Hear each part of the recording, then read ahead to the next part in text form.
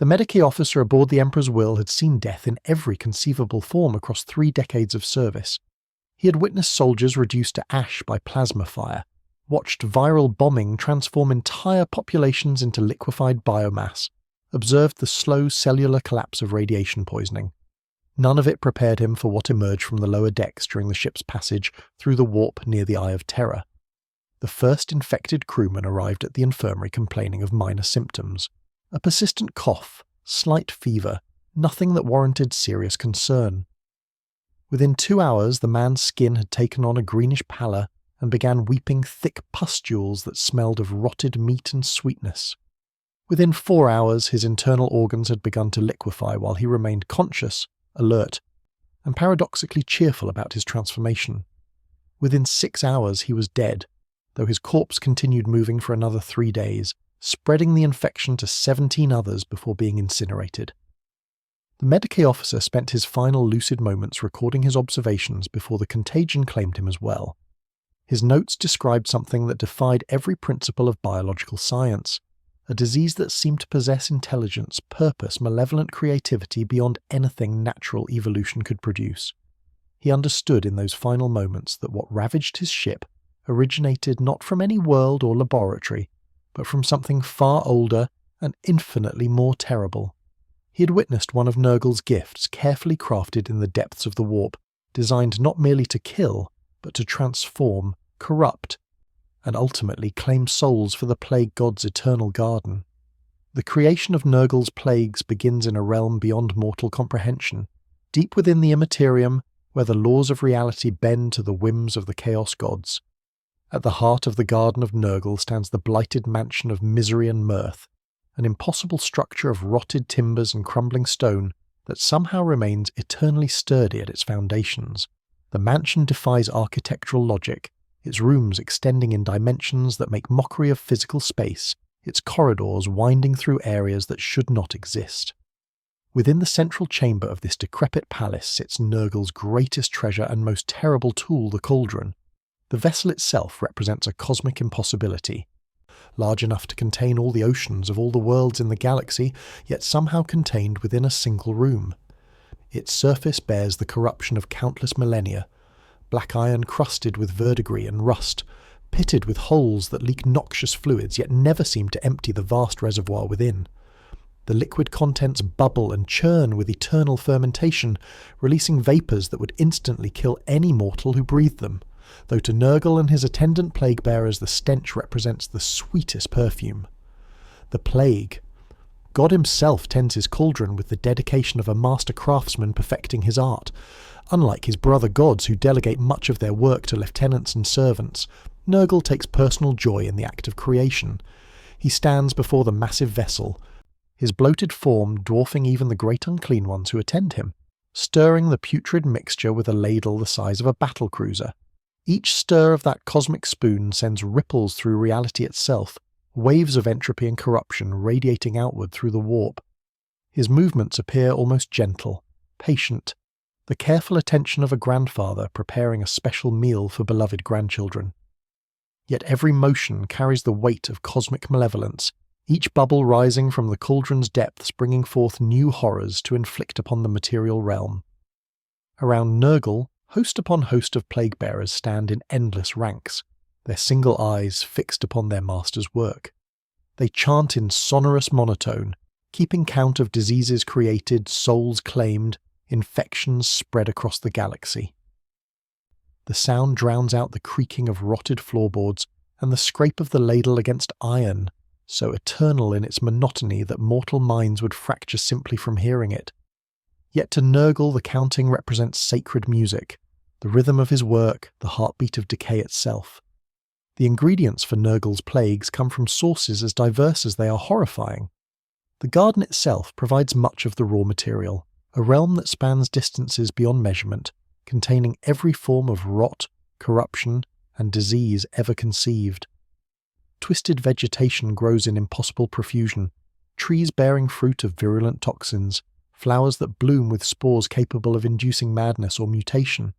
The Morabusium provides the most precious and toxic herbs, carefully cultivated specimens of poisonous plants drawn from 1,000 worlds. In the Dunglish Arboretum, refined excrement hangs from trees like putrid vines, representing the waste products of entire civilizations transformed into concentrated essence of decay. Rivers of contaminated water wind through the landscape, their currents carrying dissolved remains of countless plague victims, each molecule infused with the memory of suffering and death. The fecundous legions, those demon armies tasked specifically with gathering ingredients, travel across the warp collecting components for their master's work. They harvest diseases from dying worlds, extract the essence of particularly virulent outbreaks, capture samples of exotic pathogens from alien species. Nothing escapes their attention. A new form of gangrene developing in the trenches of some forgotten war, the unique bacterial strain that emerges in the corpse-choked waters of hive-world under-cities, even the crystallized despair of populations dying slowly from starvation, all become ingredients for the cauldron. Most terrible of all the ingredients come not from the material realm, but from the emotions and suffering of living beings. Nurgle feeds upon the fear of death, the desperation that drives mortals to cling to life at any cost, the despair that accompanies the knowledge that all things inevitably decay. These psychic emanations drift through the warp like invisible clouds, drawn inexorably toward the garden where they coalesce into semi-physical form. The desperation of a mother watching her child die of fever becomes a viscous oil that Nurgle adds to his brew. The resignation of an old man accepting his final illness transforms into crystalline powder sprinkled into the mixture. The panic of a population watching plague spread through their cities manifests as writhing maggots that Nurgle scoops by the handful into his cauldron. Each emotional component carries its own properties, affects the final disease in specific ways. Despair creates illnesses that sap the will to resist, making victims welcome their transformation. Fear produces contagions that spread through psychological means as much as physical contact, terror itself becoming a transmission vector. The stubborn human refusal to accept mortality generates diseases that keep their hosts alive far past the point when death should mercifully intervene, conscious minds trapped in bodies that have become walking tombs. The process of creation itself follows no rigid formula, for Nurgle approaches each new plague as an artist approaches a canvas. He begins with a concept, a particular form of suffering he wishes to explore, a specific way he envisions transforming the living. Perhaps he desires a disease that corrupts slowly, allowing victims time to spread infection while believing themselves healthy. Perhaps he seeks rapid, overwhelming transformation that leaves no time for quarantine or treatment. Sometimes his goal involves particular symptoms that reflect symbolic meaning, boils that rupture in patterns resembling religious iconography, fevers that induce visions of his garden, pustules that bloom across skin in aesthetically pleasing arrangements. With concept in mind, Nurgle begins adding ingredients in combinations that defy mortal understanding. A handful of spores from the deathbeds where plague victims sink into muck, several gallons of liquefied remains from particularly virulent outbreaks, the crystallized essence of a world's dying scream as its population succumbed to engineered bioweapons. Each component alters the fundamental nature of what bubbles in the cauldron, creating disease that exists simultaneously as physical pathogen and warp-spawned curse.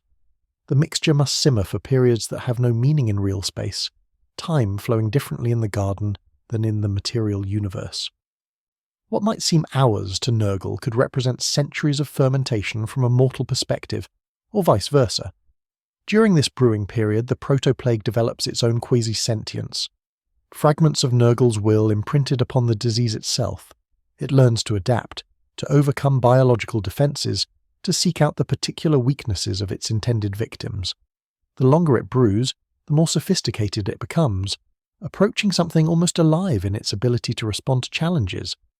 As the concoction nears completion, Nurgle tastes his creation, scooping portions into his cavernous mouth with evident relish. The flavors inform him of the disease's properties, its virulence, its transmission mechanics, its ultimate effects. If he finds the taste wanting, back into the cauldron it goes, additional ingredients added, further refinement undertaken. Nurgle possesses infinite patience, willing to work on a single plague for what might be eons until achieving perfection in his corrupted vision. But before any disease leaves the cauldron to inflict itself upon unsuspecting worlds, it must pass the most crucial test. In the corner of the chamber, Suspended in a cage of rusted iron, dwells Nurgle's most prized possession and most tragic victim. The Eldari goddess Isha, once revered as the mother of an entire species, goddess of fertility and healing, now serves as Nurgle's eternal test subject. Her presence in the garden represents one of the cruelest fates imaginable: rescue from Slaanesh's clutches during the fall, only to find herself trapped in circumstances equally horrifying. The story of her captivity reveals much about Nurgle's nature and the true purpose behind his plague creation. When Slaanesh burst into terrible existence during the catastrophic birth that destroyed the Eldari civilization, the newborn Chaos God consumed nearly the entire pantheon of Eldari deities. Only fragments remained, Segarak escaping into the webway, Cain shattered into avatars, and Isha claimed by Slaanesh as a prize. What torments the Prince of Excess planned for the Goddess of Life remain unknown, for Nurgle intervened in an unprecedented war between Chaos Gods. Whether this intervention stemmed from genuine affection, territorial challenge to the youngest Chaos God, or simple desire to possess something beautiful in his own twisted way, the result left Isha trapped in circumstances that mock her very nature. Nurgle adores Isha with the obsessive devotion of a being incapable of expressing love in any healthy form. To him, she represents the perfect complement: life to his decay, healing to his corruption, growth to his entropy. He keeps her imprisoned not from cruelty but from what he perceives as affection, the way a child might cage a butterfly to keep it close forever. He speaks to her constantly as he works at his cauldron, sharing his thoughts on the plagues he creates, explaining his vision for the galaxy's transformation, treating her with kindness that would be touching, if not utterly horrifying in context. Yet this affection manifests in the most terrible way imaginable. When Nurgle completes a new disease and finds the taste acceptable, he force-feeds it to Isha, watching with rapt attention as the plague takes hold in her divine form. As a goddess of healing, Isha possesses the ability to cure herself of any affliction, but this very gift becomes the instrument of her eternal torment. Each new contagion attacks her with full virulence, racking her divine body with symptoms that would instantly kill any mortal. She experiences every stage of the disease's progression, every agonizing transformation it induces, feeling her flesh rot, her organs fail, her body twist under the plague's corrupting influence. The speed with which Isha overcomes each disease provides Nurgle with crucial data about its effectiveness. If she purges the infection within moments, the plague requires more refinement, stronger binding to physical and spiritual essence, greater resistance to healing. If she requires hours or days to cure herself, Nurgle knows he has created something truly virulent, a masterwork worthy of release upon the galaxy. He observes her suffering with the clinical attention of a researcher documenting experimental results, taking notes on particularly interesting symptoms, making mental calculations about how mortal immune systems might respond differently than a goddess's divine constitution. When pleased with results, Nurgle empties the cauldron's contents into a bottomless drain that connects to the material realm. The diseased liquid falls as rain upon some unsuspecting world, or manifests as outbreak among crowded populations, or infiltrates ecosystems to spread gradually through food chains. If the concoction fails to meet his standards, he gulps down the entire cauldron in massive swallows, his impossibly vast stomach absorbing the failed plague. Then he vomits everything back into the vessel to begin again, incorporating lessons learned into the next iteration. This cycle continues endlessly, Isha tested with each new creation, her suffering providing the final quality control before diseases spread across the stars. Yet Isha has not surrendered entirely to her fate. When Nurgle becomes distracted by his work, absorbed in the act of creation or wandering through his garden to gather new ingredients, the goddess whispers to mortals through the barrier between immaterium and materium. Her voice reaches those who suffer under Nurgle's plagues, carrying knowledge of cures, instructions for treatments, hope in the face of despair. She has experienced every disease Nurgle ever created from the inside, understands their mechanisms intimately, knows precisely how to counter their effects. Her whispered cures drift into the dreams of Medigi officers, the intuitions of researchers, the folk remedies that somehow work when all scientific approaches fail. This represents her only form of resistance, her gift to the mortal races whom she cannot directly protect. Nurgle knows of this betrayal but seems almost amused by it, as if her defiance adds spice to their relationship, makes the eternal game between decay and healing more interesting. He creates new plagues specifically designed to resist the cures she might whisper, building in mutations and adaptations that require her to work harder to help mortals overcome his gifts. The cycle continues forever, disease and cure locked in eternal opposition, with mortal populations serving as the battlefield for their cosmic struggle. The testing process provides Nurgle with information impossible to obtain through any other means. Isha's divine nature means she experiences disease in its purest form, unobscured by the limitations and variations of mortal biology. When a plague affects her in a particular way, Nurgle knows those effects represent the disease's true intention, what it fundamentally seeks to accomplish in any host. He learns which symptoms emerge from core design versus which result from bodily resistance or immune response. He identifies weaknesses in the contagion structure that allow Aisha to cure herself, then redesigns those aspects to make the next iteration more resistant to healing. The goddess essentially serves as a living laboratory, her divine constitution allowing testing that would destroy lesser subjects before revealing full data. Some of Nurgle's most successful creations came specifically from observing Isha's reactions. The Destroyer Plague, which manifests as warp-spawned flies that infest every orifice and lay eggs in their victims, emerged after Nurgle noticed how Isha's attempts to heal from conventional diseases involved channeling divine energy through specific pathways. He designed parasites that blocked those pathways, preventing healing while simultaneously spreading to new hosts. Nurgle's rot itself, considered his greatest masterwork despite predating Isha's captivity, was refined through countless tests upon her. The disease represents not merely physical corruption, but spiritual transformation, slowly turning victims into plague-bearers through a process that claims both body and soul.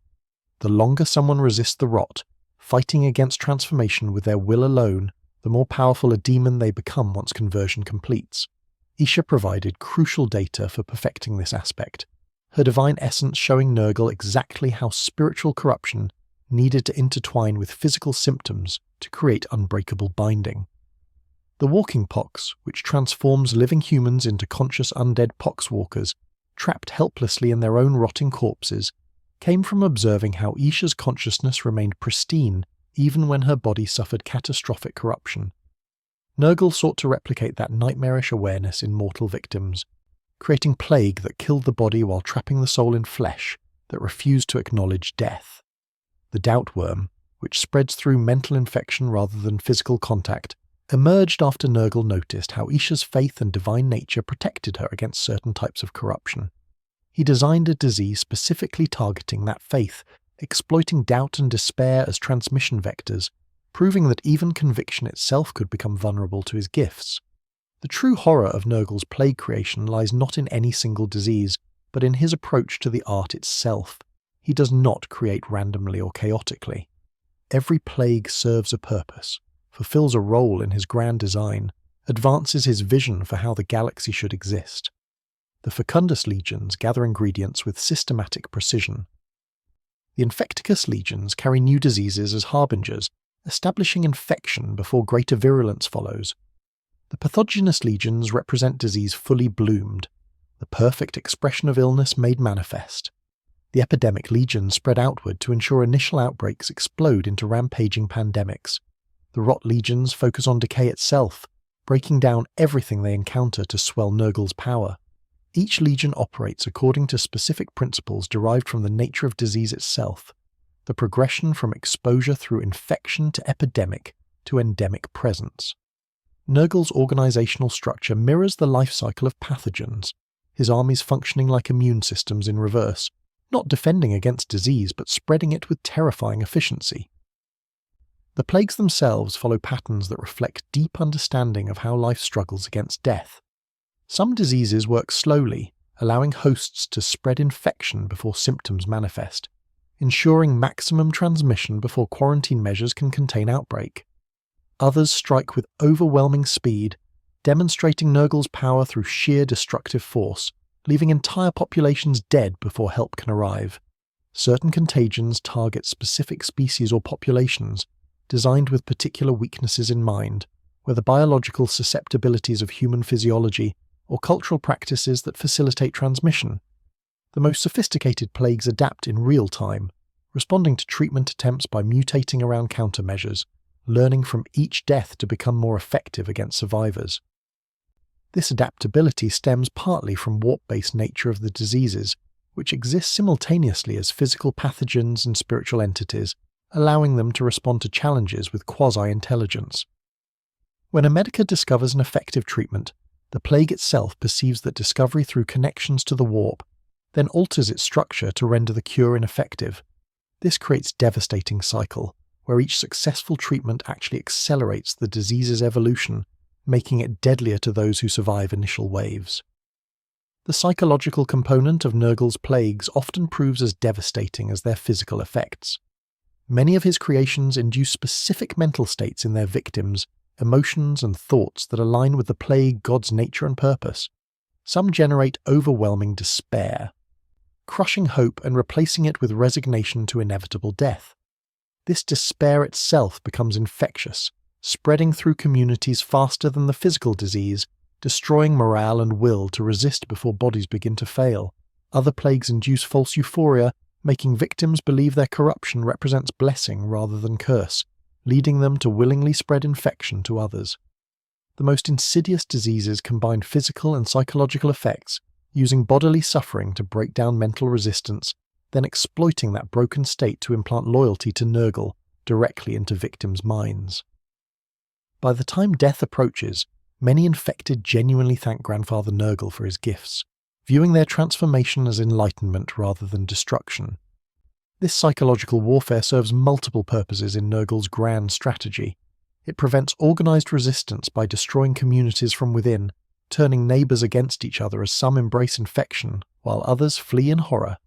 It generates the emotional energy that feeds chaos gods, every moment of despair and suffering strengthening Nurgle within the warp.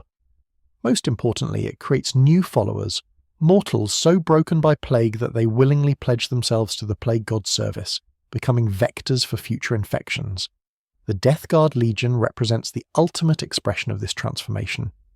Once loyal Space Marines serving the Emperor, they succumb to the Destroyer Plague during their flight through the warp. They're supposedly incorruptible Astartes' physiology, proving vulnerable when faced with disease crafted by a god. Their leader Typhus, first to rise after the plague's initial devastation, became host to the Destroyer Hive itself, countless plague flies nesting within his transformed body. The entire legion transformed from humanity's finest warriors into bloated monsters who feel no pain, whose rotting bodies somehow continue functioning, who spread disease with every breath and touch. They believe absolutely in Nurgle's vision, see their corruption as ascension rather than damnation, fight with disturbing cheerfulness to share Grandfather's gifts with all living things. This represents Nurgle's ultimate goal, not merely to kill but to transform, turning victims into willing servants who perpetuate his works across eternity. The scale of Nurgle's plague creation defies comprehension. At any given moment, countless diseases bubble in his cauldron or spread through the galaxy, or lie dormant in populations awaiting proper conditions to activate. Each represents hours or centuries of work depending on perspective, refined through iteration upon Isha's divine form, until achieving perfection. The variety spans everything from simple bacterial infections to exotic warp-based contagions that defy scientific classification. Some plagues target specific organs or biological systems, rotting flesh, or corrupting blood or dissolving bone. Others attack more generally, transforming entire bodies into something that barely qualifies as living tissue.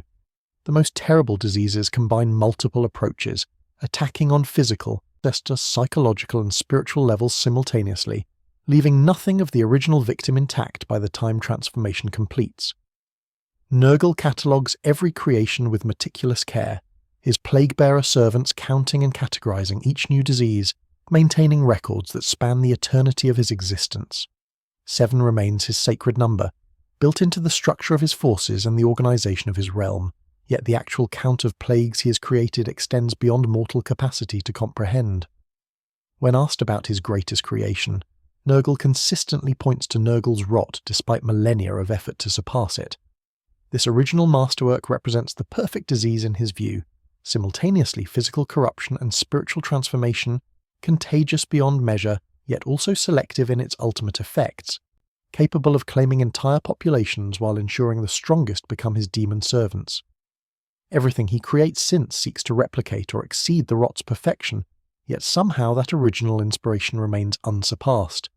This drives much of his creative energy, the endless quest to brew something even better, to feel the satisfaction of surpassing his greatest work. Some scholars believe this impossible goal explains why Nurgle continues working at all, rather than simply spreading existing diseases forever. The pursuit itself brings him joy, the act of creation more fulfilling than any result could be. Each failed plague that gets vomited back into the cauldron represents not defeat, but opportunity to try again, to learn from mistakes, to approach perfection through infinite iteration. The relationship between creator and creation extends beyond simple cause and effect. Nurgle views his diseases as children in their own right, each one a unique expression of his nature given form and purpose. When a plague spreads successfully through a population, claiming millions of lives and transforming countless souls, Nurgle feels genuine pride in its accomplishments. When quarantine measures contain an outbreak or treatments prove effective, he experiences something approaching parental disappointment, not anger but gentle sadness that this particular child did not achieve its full potential. This emotional investment manifests in how he names his creations, each disease receiving a designation that reflects its nature or his feelings about it. The oozing pox, the eye rot, the bubonic maelstrom. These names carry weight in the warp binding identity to function, ensuring each plague maintains distinct character even as it spreads across worlds. The act of creation itself feeds Nurgle's power in ways that extend beyond the suffering his plagues cause. Each time he stirs his cauldron, every ingredient added, every test performed on Isha, every refinement of a disease's structure, all of it generates ripples through the immaterium. The warp responds to his creative process, reality weakening slightly wherever he focuses his attention. This creates vulnerable points where diseases can manifest more easily, areas where the barrier between material and immaterial grows thin enough for contagion to seep through without requiring conventional transmission vectors. During periods of intense creativity, when Nurgle works on multiple plagues simultaneously, or pursues particularly ambitious projects, entire sectors of space may find themselves afflicted by spontaneous disease outbreaks, with no identifiable source. Ships travelling through the warp emerge carrying infections that no crew member brought aboard. Sealed facilities develop contamination despite never opening their airlocks. Populations on isolated worlds suddenly experience epidemics of diseases previously unknown to their medical records. These manifestations follow no pattern mortal minds can predict, yet they serve Nurgle's purposes perfectly. The seeming randomness prevents preparation or prevention, forces populations to remain constantly alert for threats that might emerge from nowhere. The psychological toll of living under such conditions feeds back into the warp, generating more of the fear and despair that Nurgle requires for his ingredient gathering. Citizens watch their neighbours carefully for signs of infection. Trust erodes as anyone might be carrying plague. Communities fracture under the weight of perpetual paranoia. This social decay pleases Nurgle as much as physical corruption, for it demonstrates how disease functions on multiple levels simultaneously, destroying not merely bodies, but the bonds that hold civilizations together. An isolated individual succumbing to plague represents a single victory. An entire society tearing itself apart through fear of infection, while the actual disease spreads unchecked among them represents artistic triumph. The truly insidious aspect of Nurgle's methodology lies in how his diseases exploit the very mechanisms living beings use to survive. Immune systems designed to protect against pathogens become highways for chaos-spawned infections, their responses actually spreading corruption deeper into the body rather than eliminating it. Quarantine protocols meant to contain outbreaks become means of concentrating victims in smaller spaces where disease spreads more efficiently. Medical treatments intended to cure illness instead weaken resistance to spiritual corruption, leaving survivors more vulnerable to demonic possession than those who died quickly. Even natural evolutionary responses that might eventually produce immunity get subverted, turned into avenues for accelerated mutation that transforms resistant populations into something no longer recognizably human. This systematic corruption of defensive measures represents perhaps Nurgle's greatest genius as a plague maker. He does not simply overcome resistance through brute force, He turns that resistance against itself, makes every attempt to fight back strengthen his position, ensures that even victory over one disease leaves populations weakened for the next. The broader implications of this approach become clear when examining how Nurgle's plagues interact with other threats facing the Imperium and other civilizations. A world weakened by disease becomes vastly more vulnerable to invasion by other forces. Tyrannid hive fleets find easy prey among populations already ravaged by plague, their biomass collection encountering minimal resistance. Orc wares sweep through systems where diseases have killed enough defenders to leave strategic positions unprotected. Even other Chaos forces benefit when Nurgle's plagues soften targets before assault, though Khorne's followers in particular resent needing such assistance. This creates complex strategic situations where multiple threats converge on weakened targets simultaneously. Populations already struggling against disease suddenly facing extinction from additional directions. The suffering generated by such scenarios feeds all the Chaos gods, but Nurgle claims special satisfaction from knowing his creations enabled victories for forces that might otherwise have faced defeat. Yet Nurgle's ultimate goal extends beyond merely enabling other powers. His vision encompasses transforming the entire galaxy into an extension of his garden, a realm where disease and decay reign supreme, where all living things acknowledge the inevitability of entropy and embrace corruption as blessed transformation rather than curse. Every plague he creates serves this grand design, not simply killing but preparing populations for incorporation into his domain.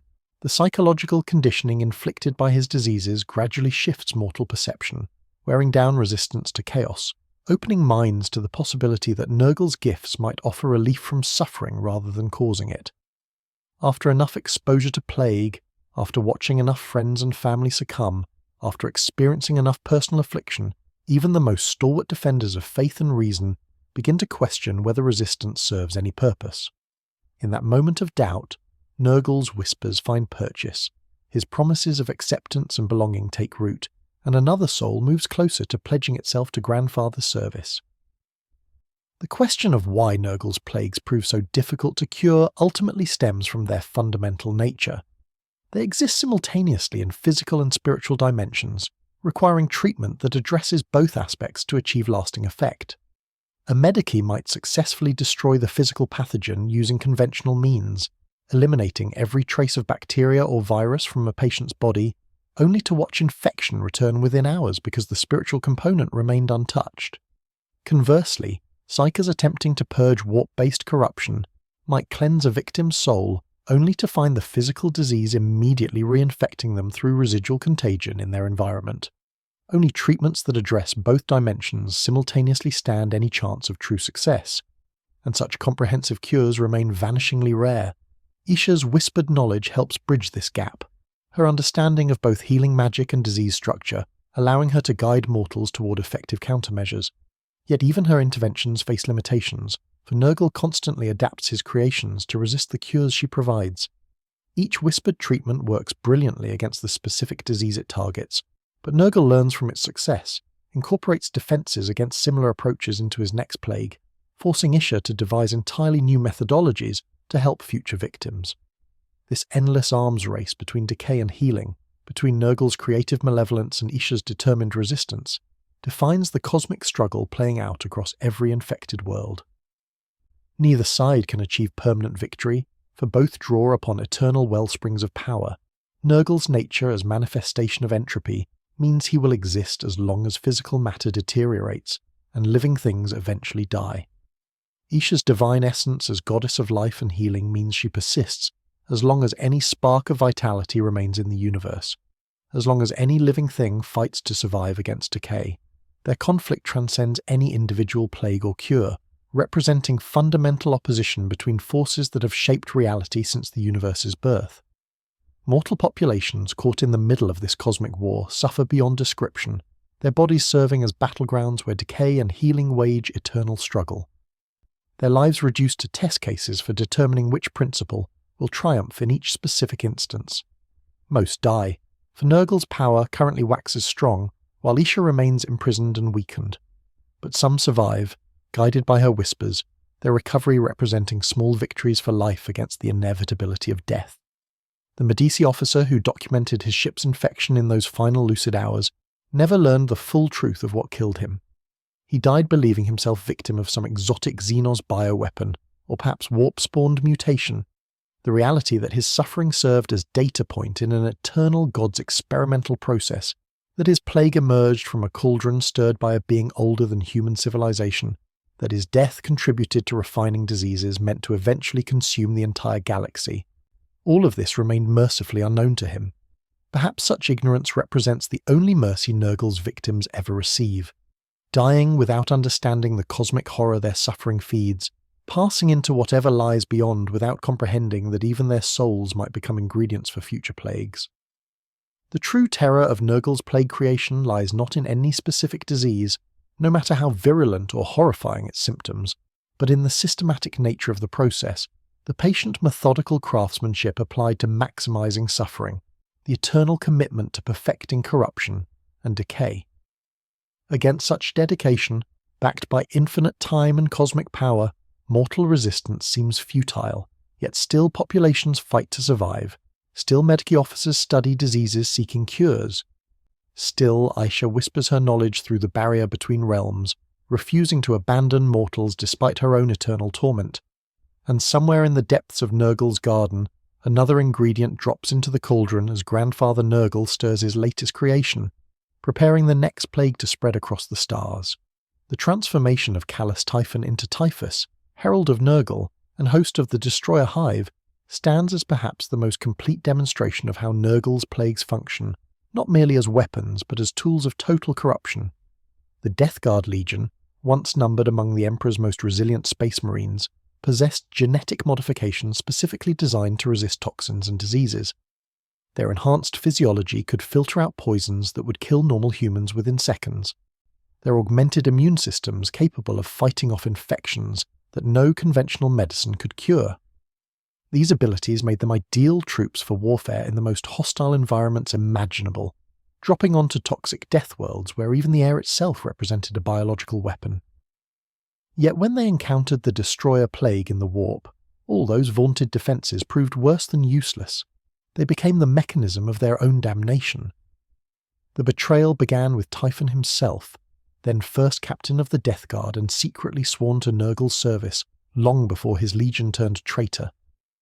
When the Death Guard fleet prepared to travel to Terra during the Horus Heresy, Typhon orchestrated systematic execution of the fleet's navigators, framing them as agents of Malkador the Sigillite. With the navigators dead and his Primarch Mortarion desperate to reach Terra, Typhon offered to guide the fleet himself using corrupted psykers who maintained secret connection to the warp's darkest currents. Mortarion, in his arrogance and hatred of anything that smacked of sorcery, despite his own growing corruption, accepted this obvious trap. The fleet plunged into the Immaterium following Typhon's guidance, only to find themselves becalmed in a region where the warp's tides had ceased entirely. They drifted helplessly in that terrible stillness, while something ancient and patient closed around them like a fist.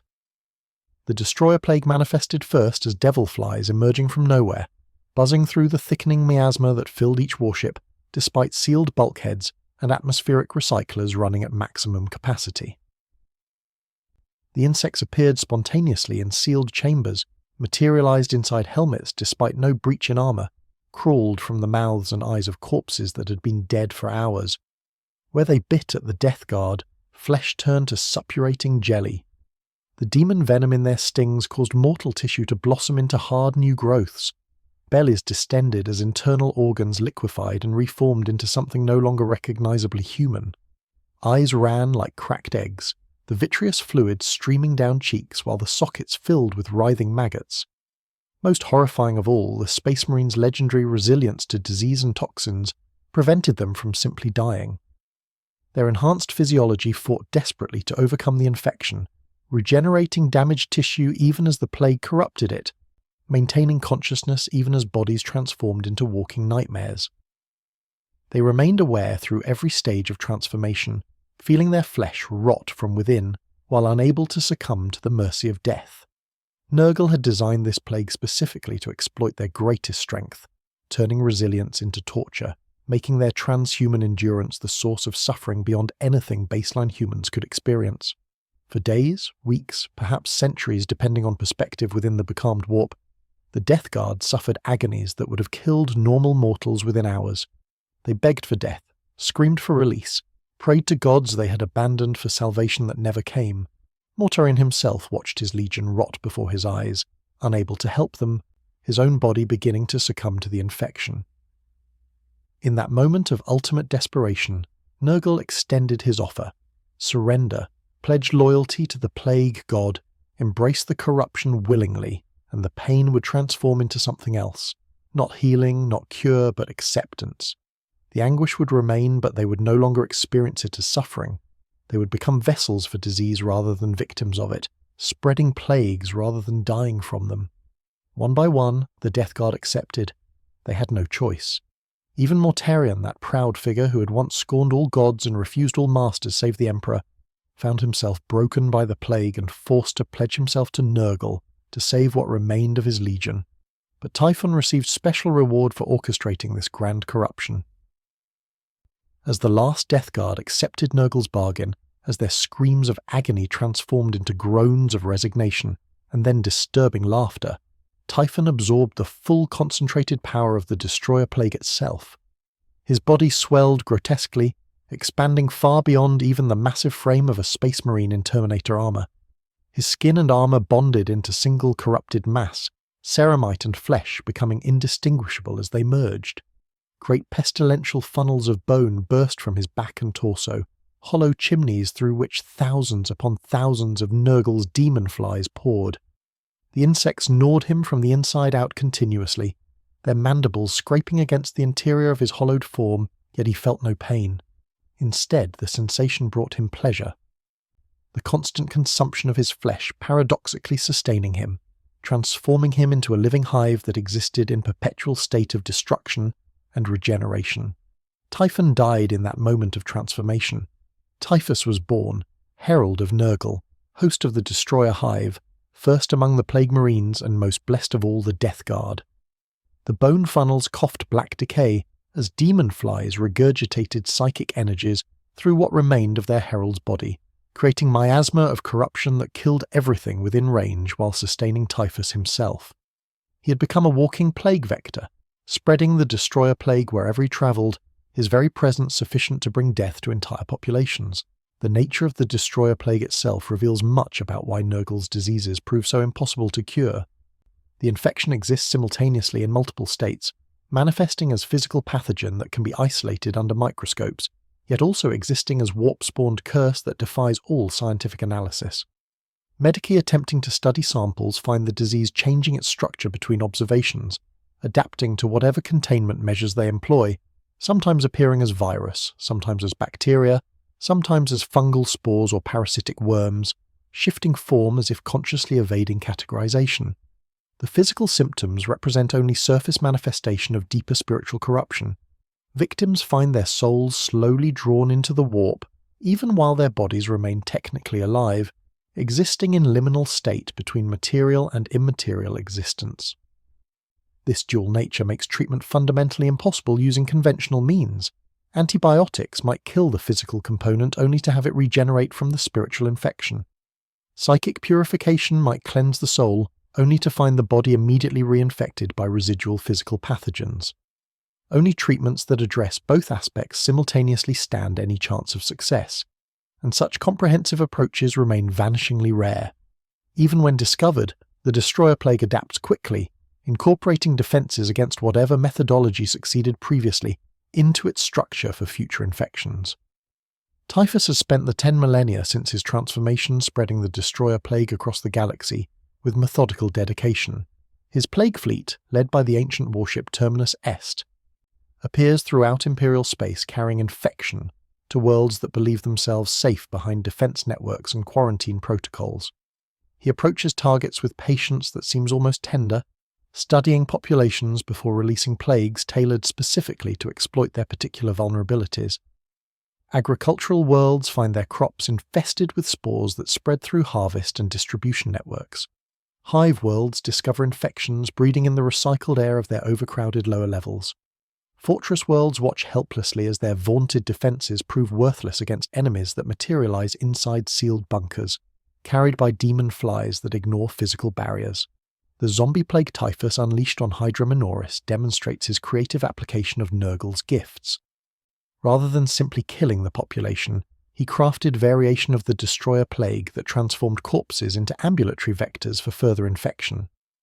The dead rose to attack the living, spreading disease through bites and scratches, their rotting hands tearing at former friends and family.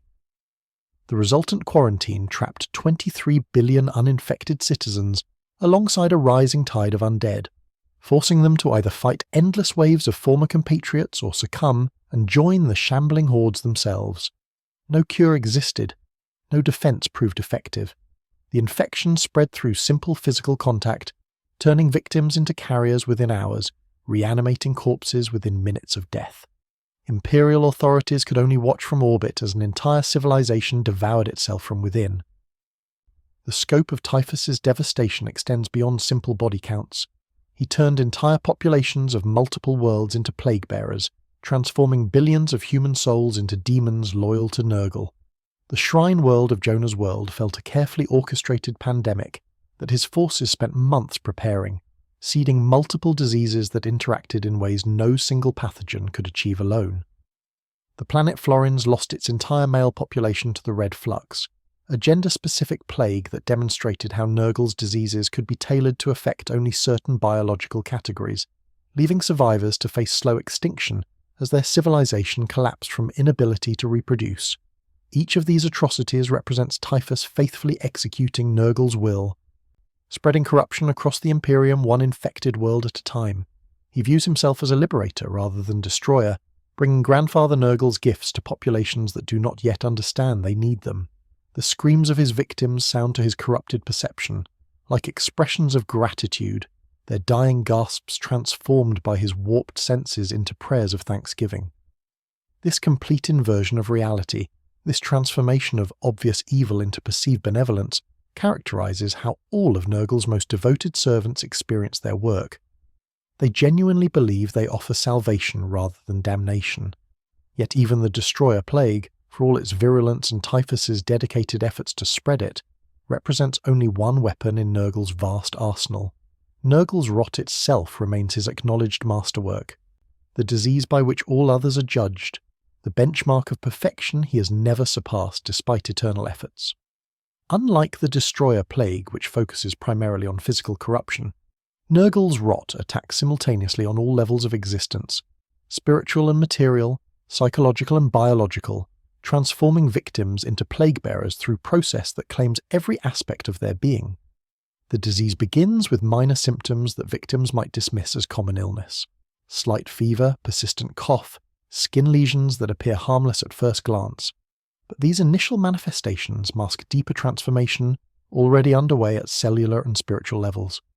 The victim's connection to real space begins to weaken as their essence gradually shifts toward the immaterium, each passing hour drawing them incrementally closer to the Garden of Nurgle. This transition proceeds regardless of any treatment, for the infection exists in dimensions beyond what medicine or even most psychic powers can reach. As the disease progresses, physical corruption accelerates. Flesh takes on greenish pallor, pustules erupt across skin in patterns that seem almost decorative, internal organs begin liquefying while somehow maintaining minimum functionality to keep the victim alive and conscious.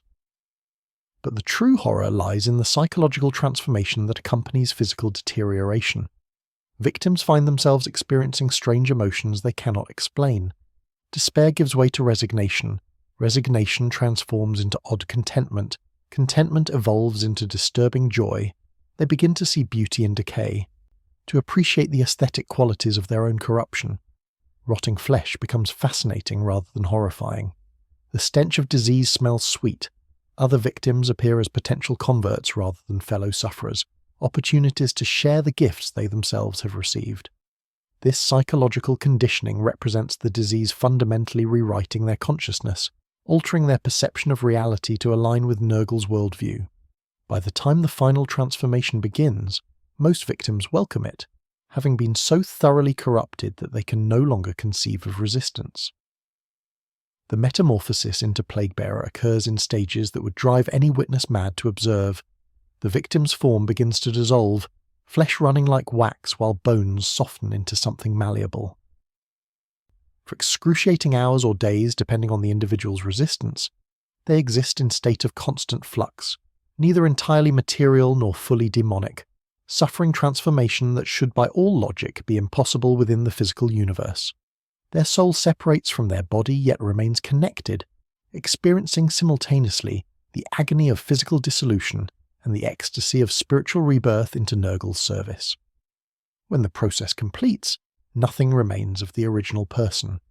A plague-bearer stands in their place, a demon wearing vague approximation of humanoid form, its single burning eye seeing reality through lens completely alien to mortal comprehension.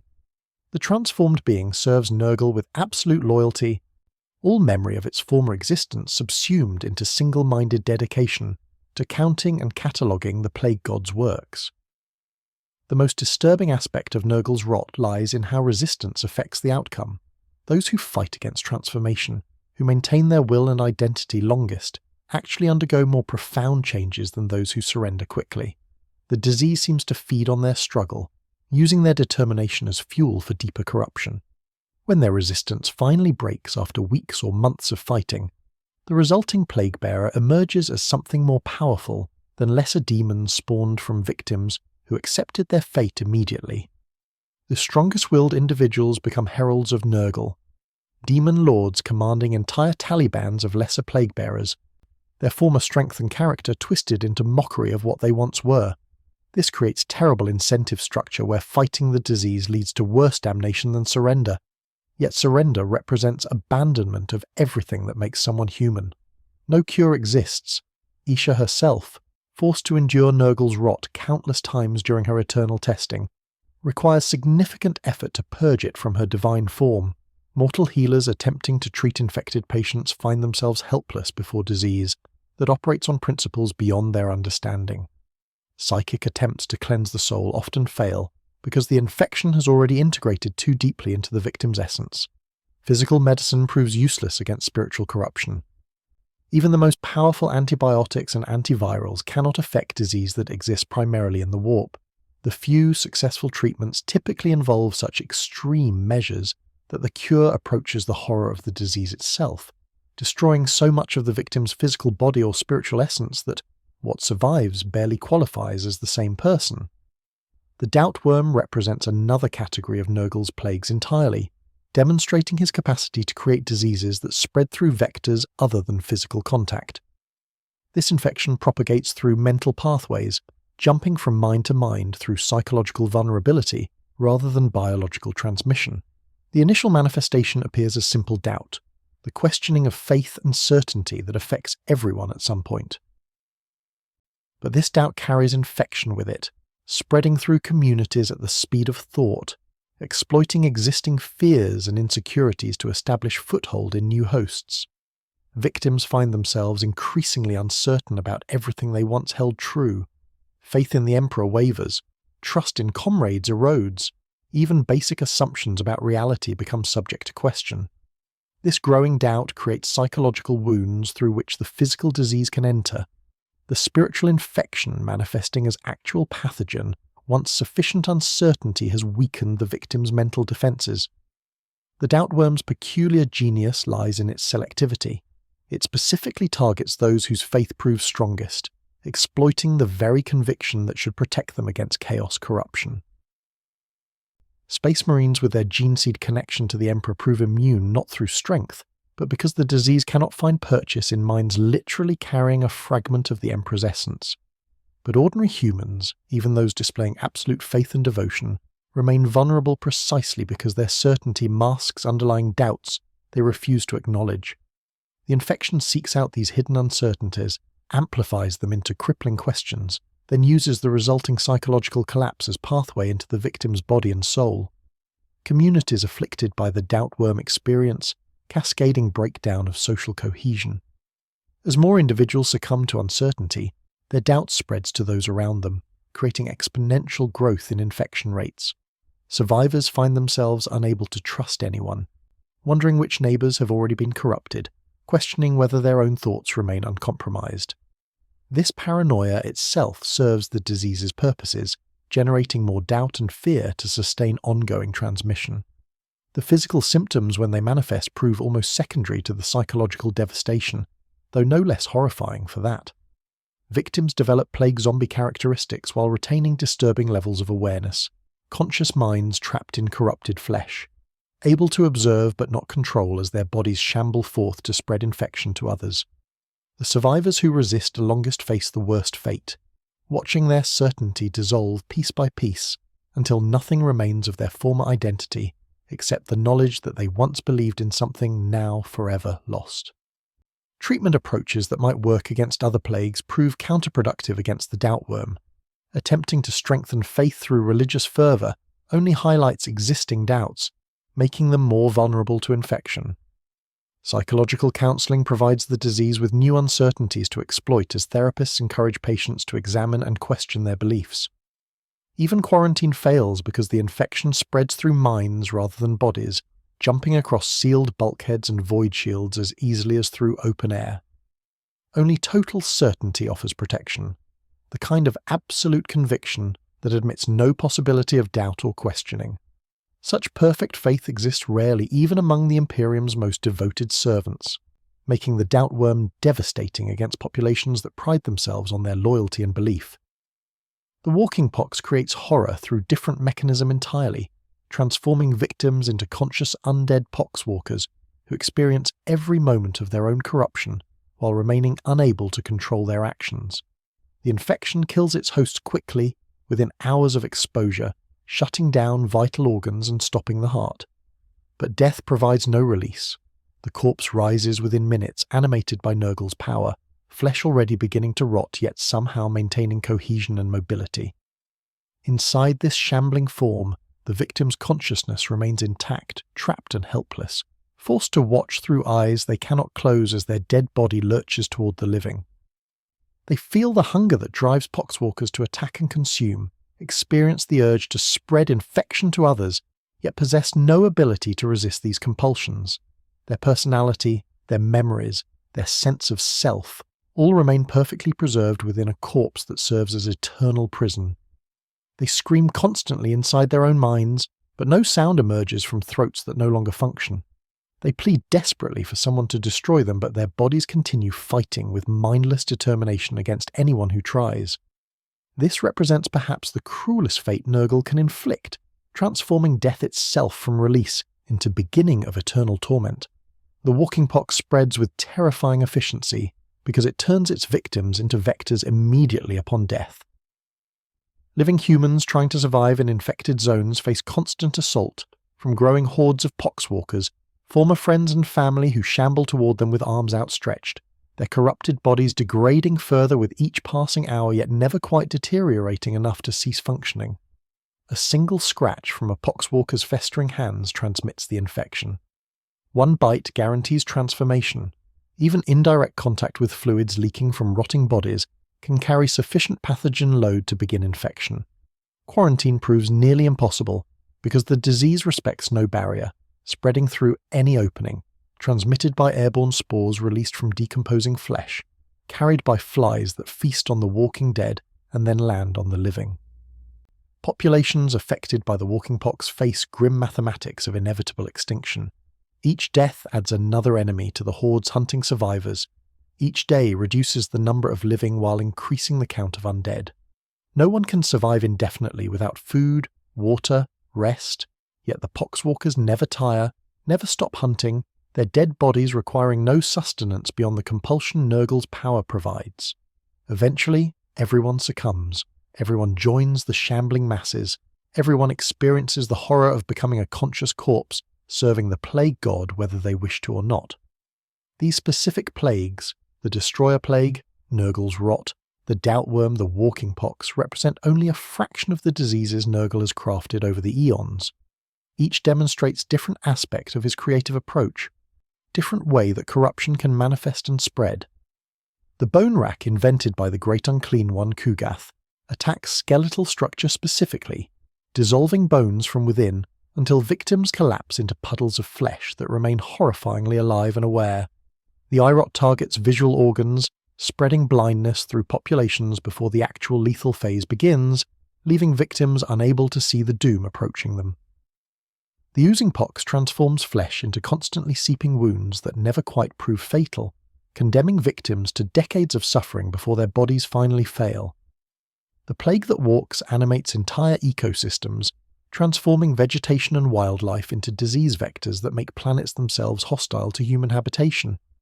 Each plague serves specific purpose in Nurgle's grand design, fulfills particular role in his vision for how the galaxy should exist. When deployed in combination, their effects multiply beyond simple addition, creating synergistic catastrophes that overwhelm even the most sophisticated medical responses. The plague wars that consumed Ultramar demonstrated how Nurgle's plagues function on strategic scale, not merely tactical weapons but instruments for transforming entire stellar realms into extensions of the Garden itself.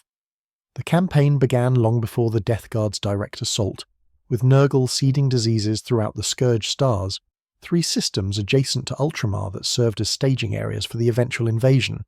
The crawling pustulence, the eye rot, the plague that walks, the oozing pox, all erupted across these systems in coordinated waves that suggested intelligence behind their deployment.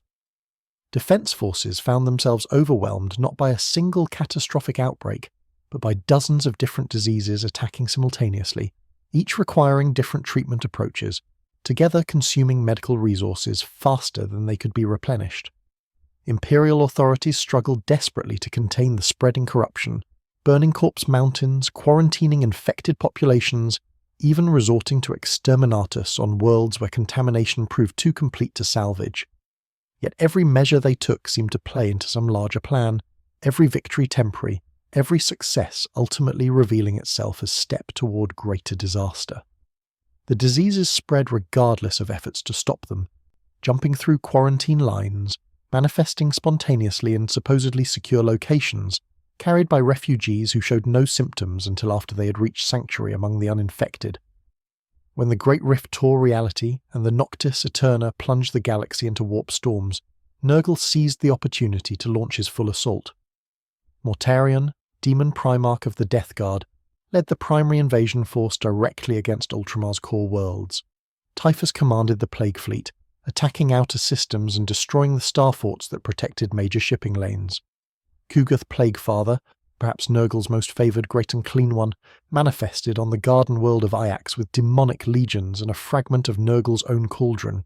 Together, these 3 forces implemented campaign designed not merely to conquer Ultramar, but to drag it wholesale into the warp, transforming Guilliman's realm into another plague planet where diseases could flourish eternally. The garden world of Ajax represented key to this transformation. Its natural beauty, its carefully maintained ecosystems, its status as agricultural breadbasket for much of Ultramar, all made it symbolically and practically perfect target for corruption. Kugath established himself in a Medici facility, positioning the cauldron fragment at the centre of carefully constructed ritual spaces. From that crucible, Nurgle's foulness began pouring forth, spreading through warp fissures that Mortarion's sorcery had created, linking Eax to the garden itself, slowly pulling the planet away from real space into the immaterium. The diseases generated by the cauldron transformed everything they touched. Vegetation twisted into parodies of growth, beautiful flowers becoming plague-bearing monstrosities, forests developing sentience motivated solely by hunger for living flesh. The soil itself grew corrupted, developing quality that infected anything grown in it, ensuring crops harvested from Ajax would carry disease to every world they fed. Meanwhile, Mortarion personally led assaults against other key worlds in the Ultramar system. His strategy focused not on military victories but on spreading maximum suffering and despair, understanding that these emotions fed Nurgle's power while weakening Imperial resistance. He launched probing attacks that drained resources without achieving decisive results, forcing defenders to remain constantly mobilized and alert, exhausting them physically and psychologically. Plague drones and cultist forces struck at civilian populations, targeting hospitals and water treatment facilities, maximizing casualties among non-combatants to generate terror among survivors. Each death pleased Nurgle. Each moment of suffering strengthened the corruption spreading through Ultramar. Each defender who broke under the pressure of endless attrition became potential recruit for the Plague God's service. The Death Guard fought with disturbing cheerfulness throughout the campaign, viewing every engagement as opportunity to share Grandfather's gifts with those who did not yet understand how much they needed them. When Rabot Guilliman returned from the Indomitus Crusade to save his realm, he found Ultramar already teetering on the edge of total collapse. Hundreds of worlds infected, billions dead, the very fabric of reality weakening as warp energies poured through fissures Mortarion's rituals had opened. The Primarch's tactical genius allowed him to stabilize the situation temporarily, launching the Spear of Espandor counteroffensive that bought breathing room for beleaguered defenders. But the true test came on Eax itself, where Mortarion and Kugath prepared their ultimate weapon. Using the Cauldron Fragment, they crafted a disease specifically designed to kill a Primarch, something thought impossible given the Emperor's son's near-godlike resilience. The Godblight, as they named it, represented Kugath's most ambitious creation, brewed with such concentrated malevolence that the Great Unclean One boasted it could not merely slay Guilliman, but erase his very essence from the warp, denying him any form of existence beyond death. The disease combined every principle Nurgle had perfected over eons: physical corruption that could overwhelm even transhuman immune systems, spiritual poison that could corrupt a demigod's soul, psychological warfare that exploited Guilliman's deepest fears and doubts about his ability to save the Imperium. When unleashed, the Godblight proved so virulent that simply exposing it to air would annihilate everything in its path, including Mortarion himself if he remained too close to the initial release. Guilliman walked knowingly into this trap, understanding Mortarion must be confronted to save Eax, accepting that facing his fallen brother might mean his own death. The two Primarchs clashed on the corrupted landscapes of Eax in battle that shook reality itself, sons of the Emperor meeting in combat while around them the forces of Imperium and Chaos fought for the world's fate. When Mortarion finally administered the Godblight, when the ultimate plague touched Guilliman's flesh and began its work of absolute destruction, it seemed Nurgle's victory was complete. The Lord Commander of the Imperium fell, his body racked by corruption no mortal medicine could counter, his soul beginning the process of dissolution that would erase him from existence. Then something unprecedented occurred. The Emperor himself intervened, manifesting his power directly through Guilliman's dying form, burning away the Godblight with golden fire that reached back through the warp to strike at Nurgle's garden itself. The intervention did more than save Guilliman. It demonstrated that even Nurgle's most perfect plagues could be countered by sufficient divine power, that the plague god's creations ultimately answered to forces greater than entropy and decay. The Emperor's manifestation struck deep into the garden, damaging portions of Nurgle's realm in ways that reverberated throughout the warp, causing the plague god genuine pain and forcing him to withdraw his focus from the Ultramar campaign to attend to his wounded domain. This shift in attention, combined with pressure from rival Chaos gods taking advantage of Nurgle's distraction, led to the recall order that ended the Plague Wars. Typhus obeyed immediately, withdrawing substantial Death Guard forces to defend the Scourge Stars against Khornate incursion. But Mortarion and Kugath, consumed by pride and determination to complete their work, violated Nurgle's direct command and continued attempting to kill Guilliman and transform Ultramar. This insubordination cost them dearly when their efforts ultimately failed, losing them Nurgle's favour and proving that even the Plague God's most devoted servants could fall from grace through disobedience. The Plague War's conclusion left Ultramar devastated but not destroyed, billions dead but the realm's core intact, the warp rifts sealed and the diseases gradually contained through quarantine measures and Guilliman's methodical rebuilding efforts.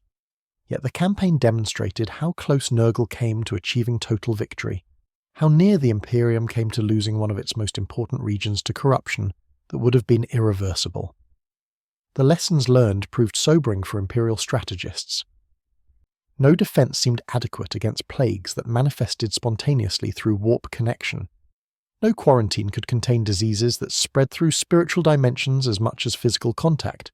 Even Primarch-level power might prove insufficient against Nurgle's most terrible creations, without divine intervention that could not be counted upon to arrive in time. The only reliable defense appeared to be preventing outbreaks entirely through maintaining strong barriers between real space and the immaterium, keeping populations' faith strong to resist spiritual corruption, destroying infected populations quickly and completely, before diseases could spread beyond containment. These harsh realities forced acknowledgement that the Imperium fought defensive battle against an enemy that possessed infinite patience, infinite creativity, and access to resources beyond mortal comprehension. The fundamental question of why Nurgle's plagues prove impossible to cure ultimately stems from their nature as manifestations of cosmic principles rather than simply biological agents. They exist as much in concept as in physical form, representing entropy and decay itself given purpose and directed malevolence. A cure that addresses only the biological component leaves the spiritual infection intact to regenerate the physical pathogen. Treatment that purges spiritual corruption cannot prevent reinfection by residual physical contagion in the environment. Even combined approaches that address both dimensions simultaneously face the challenge that these diseases learn and adapt, incorporating defenses against successful treatments into their structure for future outbreaks. Isha's whispered cures work precisely once against the specific plague they target, then Nurgle modifies that disease to resist similar methodologies, forcing the goddess to devise entirely new approaches for each subsequent iteration. This arms race between healing and corruption has continued for millions of years, with neither side achieving permanent advantage, the goddess managing to save some victims while Nurgle claims countless more, an eternal stalemate that defines the relationship between life and decay. The disease's quasi-sentience creates additional obstacles to treatment. They do not simply spread randomly, but target specific vulnerabilities, seeking out weaknesses in biological defenses or spiritual protection, adapting their approach based on what they encounter.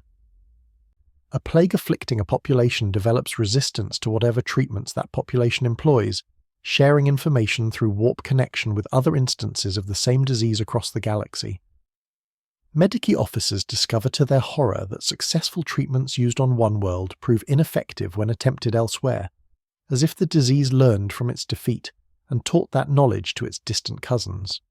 This collective intelligence, limited though it may be, means that every victory against a Nurgle plague ultimately contributes to making all such plagues stronger and more resistant to future interventions.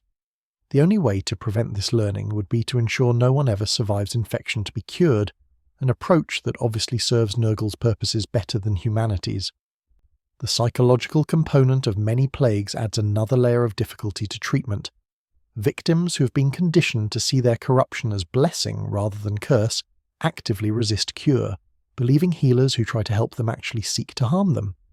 They hide symptoms from medical personnel, refuse to cooperate with treatment protocols, sometimes even attack those attempting to save them because they perceive cure as theft of the gifts Grandfather Nurgle has bestowed. This psychological warfare means that late-stage victims often prove more dangerous to rescue workers than the disease itself, their corrupted minds turning them against the very people trying to save their lives and souls. Even when cures successfully eliminate disease from individual victims, the broader contamination persists in environments where outbreaks occurred. Buildings where infected people lived retain spiritual taint that can reactivate illness in new occupants. Soil where plague victims were buried becomes permanently corrupted, requiring excavation and disposal as if handling toxic waste. Water supplies that carried disease must be abandoned entirely rather than purified, the infrastructure itself too compromised to salvage.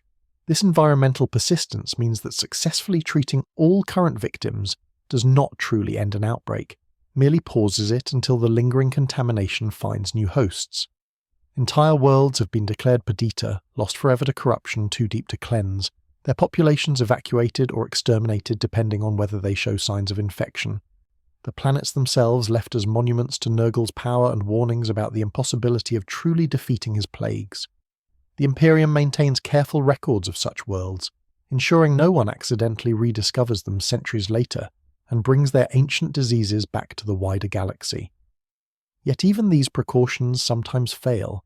Exploration fleets or rogue traders stumbling across quarantine systems, investigating, despite warnings, inadvertently releasing plagues that had lain dormant for generations.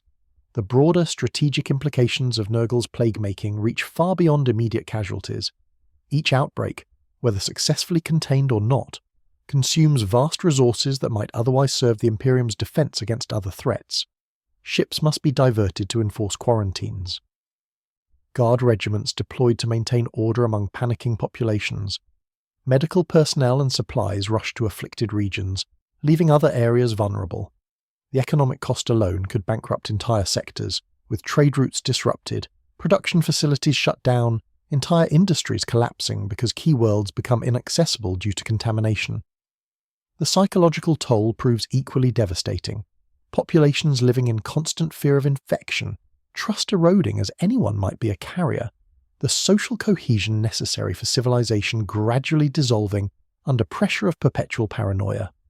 Nurgle wins victories even when his plagues are successfully contained, the mere threat of disease accomplishing strategic goals without requiring actual outbreak. This creates terrible calculus for Imperial commanders who must balance genuine threats against false alarms, allocate limited resources among countless potential crisis points, make decisions about which populations to save and which to abandon based on cold assessment of strategic value versus cost of intervention. The eternal nature of the threat represents perhaps the most daunting aspect of Nurgle's plague-making. The chaos, God cannot be killed, cannot be defeated in any permanent sense, cannot be negotiated with or reasoned with. He will exist as long as living things die and physical matter decays, as long as mortals fear death and cling desperately to life despite knowing its inevitable end. His garden persists regardless of any damage inflicted upon it, regenerating from even catastrophic destruction within subjective moments of warp time. When the Emperor struck at the garden during Guilliman's duel with Mortarion, burning portions of Nurgle's realm and causing genuine pain to the Plague God, many hoped this divine intervention might permanently weaken Nurgle or damage his capacity to create new diseases. But within years, by real space reckoning, the garden had regrown more virulent than before, Nurgle's power swollen by the suffering his existing plagues caused during the period he devoted to healing, his creative energies refreshed by the challenge of overcoming such divine opposition. The attempt to destroy him ultimately made him stronger, proving that even the Emperor's direct intervention could not permanently solve the problem of Nurgle's existence. This reality forces grim acceptance among those who understand the true nature of the threat. The Imperium cannot win against Nurgle. It can only survive, holding the line, containing outbreaks, treating victims where possible and destroying them where necessary, maintaining eternal vigilance against an enemy that never tires, never stops creating new horrors, never runs out of patience or resources. Each generation of defenders fights the same battles their ancestors fought, faces the same diseases or new variations thereof, dies to buy time for their children to continue the struggle. No final victory awaits, no ultimate triumph that will end the threat forever. The best humanity can hope for is continued existence, persisting despite Nurgle's efforts to claim them, surviving long enough to fight another day against an enemy that measures time in eons and views temporary setbacks as merely interesting variations in the eternal dance between life and death, between creation and entropy, between existence and the void. The Medkey officer who documented his ship's infection, who died believing his sacrifice might contribute to understanding and eventually defeating the plague that killed him, never knew his hope was futile. No understanding will ever be sufficient.